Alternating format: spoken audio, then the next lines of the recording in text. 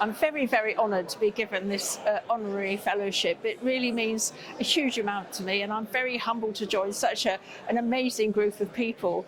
As a geologist and as somebody who works in the polar regions, of course, Wales has actually many academics who work in polar subjects, but more importantly in Cardiff, of course, Captain Scott left Cardiff to go to the South Pole in his ship, the Terra Nova, which was launched from Cardiff.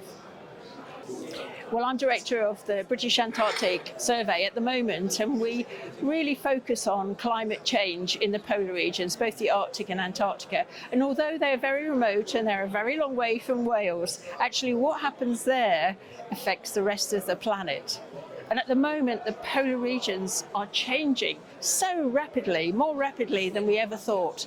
And the impact is going to be felt across the whole planet. It's not going to stay in the polar regions.